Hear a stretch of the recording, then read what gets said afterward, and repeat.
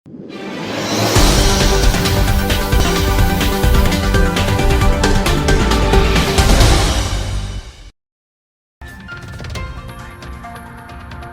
Saudi ताल्लुकात मज़ीद मजबूत बनाने पर इत्तफाक। वज़ीर-ए-आज़म और सऊदी वली अहद की मुलाकात का एलामिया जारी। वज़ीर-ए-आज़म पाकिस्तान शहबाज शरीफ और सऊदी वली अहद मोहम्मद बिन सलमान के दरमियान होने वाली अहम मुलाकात का एलामिया जारी कर दिया गया, जो सऊदी खबरसां अदारे के मुताबिक SPA ने जारी किया। एलामिया के मुताबिक मुलाकात में पाक सऊदी ताल्लुकात समेत मुख्तलिफ शोबों में दो तरफा ताउन का तफसीली जायजा लिया गया, जबकि दोनों रहनुमाओं ने बाहमी शराकत दारी को मज़ीद फ़रोग़ देने पर भी इत्तफाक किया।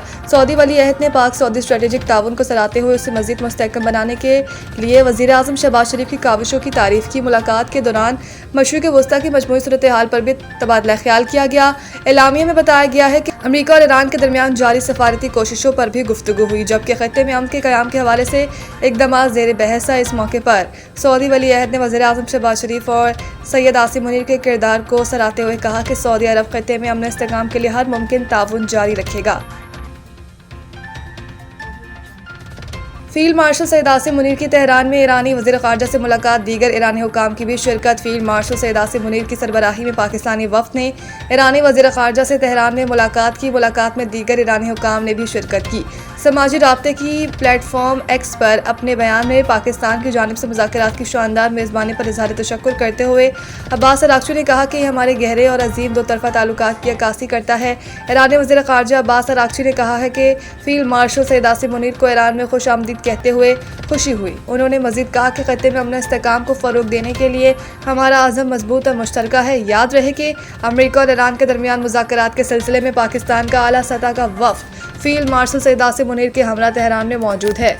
तेहरान पहुंचने पर ईरानी वज़ीर ख़ारजा अब्बास अराग़ची ने दीगर ईरानी हुकाम के हमरा फील्ड मार्शल और पाकिस्तानी वफ़द का इस्तकबाल किया। कतरी नशरियाती इदारे अल जज़ीरा के मुताबिक ईरानी ज़राए ने बताया है कि ये दौरा ऐसे वक्त में हो रहा है जब दोनों ममालिक के दरमियान मुज़ाकरात दोबारा शुरू करने की कोशिशें जारी हैं।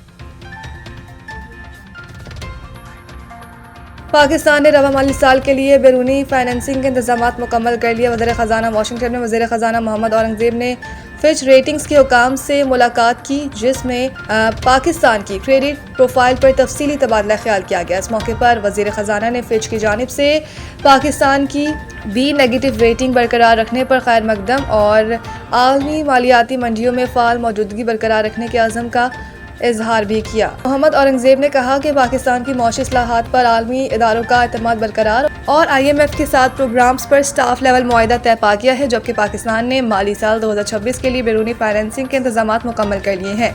पांडा बॉन्ड्स, यूरो बॉन्ड्स और स्कोप के जरिए भी फंडिंग हिकमत अमली जारी है। दूसरी जानिब वाशिंगटन में सिटी माइक्रोफॉर्म से खिताब करते हुए मोहम्मद औरंगज़ेब ने सरमायाकारों को इक़्तिसादी हिकमत अमली पर ब्रीफिंग देते हुए इत्तला दी है कि IMF से स्टाफ लेवल मुआहिदा तय पा चुका है। IMF की एग्जीक्यूटिव बोर्ड से मंजूरी मई के अवाइल में मुतवक्किल है।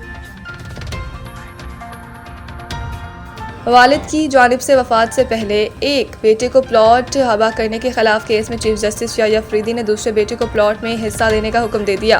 चीफ जस्टिस याह्या अफरीदी की सरबराही में दो रुकनी बेंच ने केस पर समाअत की। वकील दरख्वास्त गुजार ने कहा 1969 में वालिद मोहम्मद बूटा ने अपने एक बेटे मोहम्मद हुसैन को प्लॉट हबा किया। 31 साल बाद एक बेटा नज़र मोहम्मद अदालत आया। अदालत ने रिमार्क्स दिए। मोहम्मद बूटा के दो बेटे और दो बेटियां थे। वालिद ने एक को प्लॉट दिया, आप साबित करें कि आपको प्लॉट दिया है। वकील दरख्वास्त गुजार ने कहा कि दावा करने वाले बेटे ने गिफ्ट को जरा के दौरान तस्लीम किया है। चीफ जस्टिस ने कहा कि एक फैसला मौजूद है, चाहे मान जाएं तब भी आपको साबित करना होगा। अदालत ने इस्तदा को देखना होता है। फैसलाबाद के रिहायशी मोहम्मद नजर ने वालिद की जानिब से प्लॉट एक बेटे को देने के खिलाफ 2000 में दावा किया।